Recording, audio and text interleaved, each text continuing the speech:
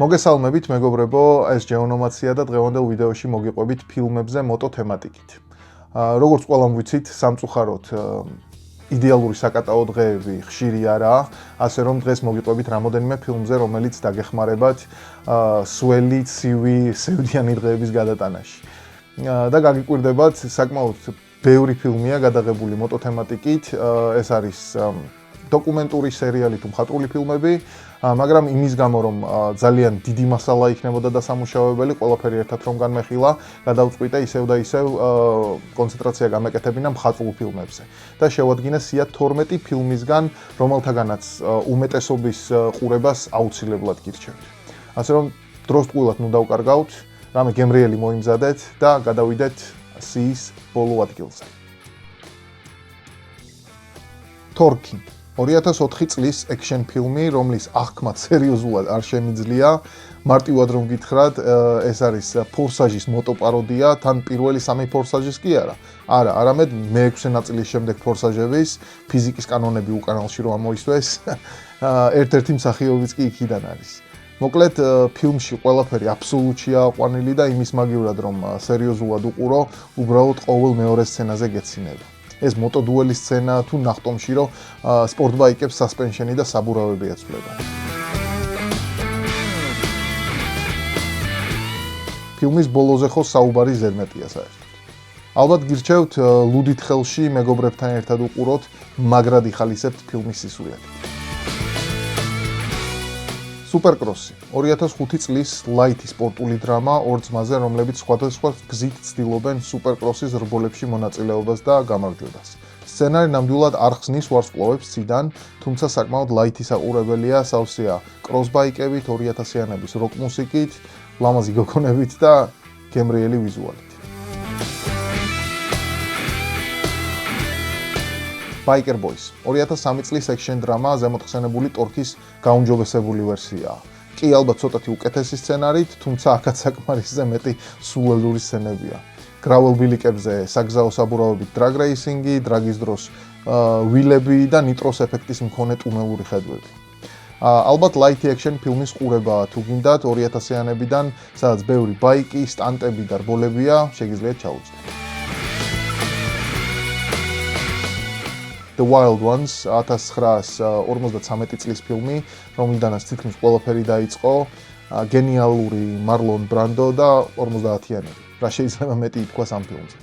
რთული ამ დროის ფილმების სერიოზული შეფასება, მასში იმ დროისთვის დამახასიათებელი სასაცილო დიალოგები და სცენებია, თუმცა Wild One-ი უკვე კულტ კლასიკადაა მიღებული და აბსოლუტურად ყველას ურჩევ ყურებას. One Fast Move საკმაოდ საინტერესო 2024 წლის ექშენ დრამა, რომელიც საკმაოდ კარგად დაიწყო დრაგ რეისის დროს ბალანსში გადასულ ვილების კეთებას თუ არ ჩავთვლით, მაგრამ საბოლოო ჯამში ჩემი იმედი მაინც ვერ გაამართლა.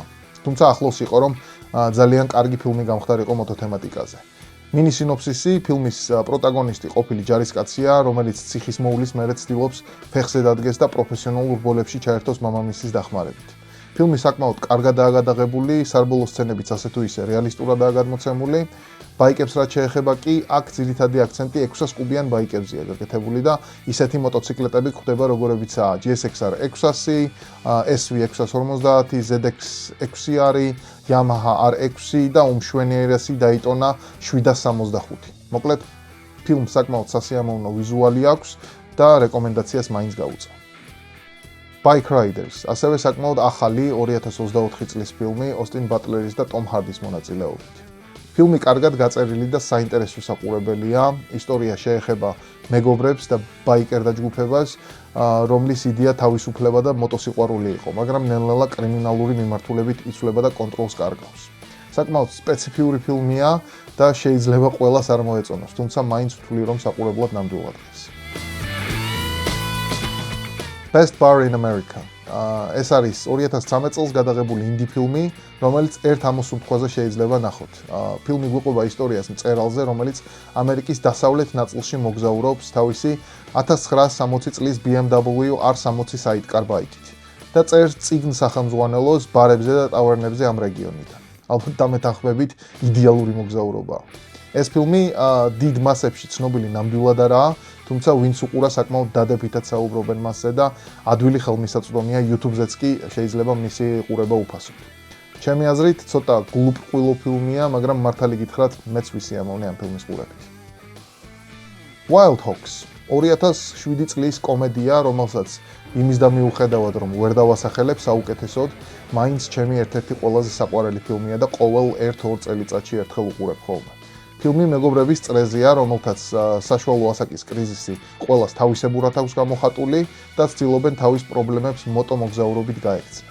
ფილმი საკმაოდ ლამპური 2000-იანების ვიზუალით გამოირჩევა, სავსეა სასაცილო სცენებით და ძალიან სასიამოვნო საყურებელია. ნამდვილად გირჩევთ, რამე გემრიელთან და მეგობრებთან ერთად ჩავიჯდეთ. Burnout 2017 წლის ფრანგული ექშენ დრამა, რომელიც მარტივად შემიძლია დავასახელო როგორც ჩემი ერთ-ერთი უსაყვარლესი მოტოფილმი. კი უნაკლო არაა ნამდვილად, მაგრამ საკმაოდ ბაზისური, თუმცა დამუშავებული სცენარი აქვს. ბაიკ სცენებს რაც შეეხება იდეალურია, რბოლები, ჩაფხუთის რაკურსები, პროტაგონისტის მიმართ თანაგრძნობა და მისი ადამიანურობა. ეს ფილმი დუკატის ოფიციალურ რეკლამადაც შეგვიძლია ჩავთვალოთ. ბაიკის სცენებია ულამაზესი, მსახიობებიც კი კარგადაა შერჩეული, პროტაგონისტი თუ ანტაგონისტები როლში იდეალურად ჩდებიან. მოკლედ, უდიდესი რეკომენდაცია თუ ექშენ ფილმები და ბაიკები გიყვართ, აუცილებლად უყურეთ. უბრალოდ ერთი რამ არ აგერიოთ ამ ფილმის პარაზიტ ესპანურ კოპი-პასტა ფილმში სახელად Centauro. უბრალოდ 10 ჯერ უარესად გადაღებული Netflix-ის კოპიოა. Easy Rider 1979 წლის ინდი კულტ კლასიკა პიტერ ფონდას, დენის ჰოპერის და ახალგაზრდა ჯეკ ნიკოლსონის მონაწილეობით. ფილმი მოტო თავისუფლების განსახიერებაა ალბათ და აქცენტს აკეთებს კულტურულ სხვაობაზე და შლის გაიდეალურებული ამერიკის 60-იანი წლების ილუზიას. საკმაოდ სპეციფიკური ფილმია, თუმცა სასიამოვნო და საინტერესო საყურებელი. ნამდვილად ურჩევ ყველას დაუთმოს დრო და გაეცნოს Easy Riders.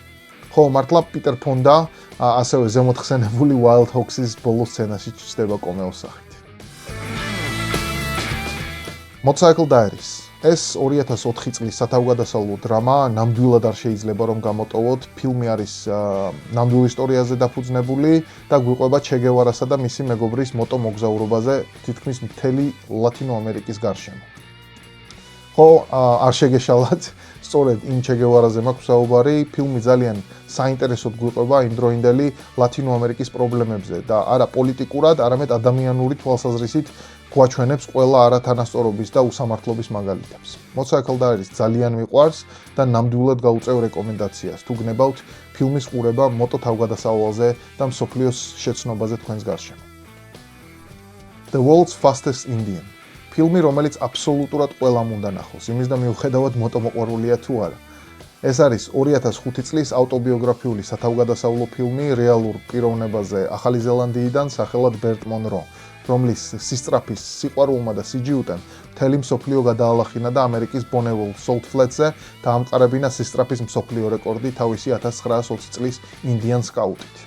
მთავარი გმირის როლს ლეგენდარული ენტონი ჰოპკინსი თამაშობს და ფილმი 2000-იანი წლების დამახასიათებელი თბილი ვიზუალით გამოირჩევა. ასე რომ მისი ყურება სრული სიამოვნებაა. აქ აქცენტი არა მარტო მოტოციკლზეა, არამედ ადამიანებზე, მსოფლიოზე ჩვენს გარშემო და რა თქმა უნდა, სიყვარულზე სისწრაფის მიმართ. სულ ეს არის, იმედია, ისიამოვნებთ ამ ფილმების ყურებით, თუ უკვე ნანახი არ გაქვთ და თუ რამე გამომეპარა სიიდან, აუცილებლად მითხარით კომენტარების სექციაში. მე ამით დაგემშვიდობებით, არ დაგავიწყდეთ ლაიქი, კომენტარი, არხის გამოწერა და შეაფასეთ ძველი ვიდეოები არხზე, სადაც საკმაოდ ბევრი ეპიზოდი დაგროვდა. კარგად.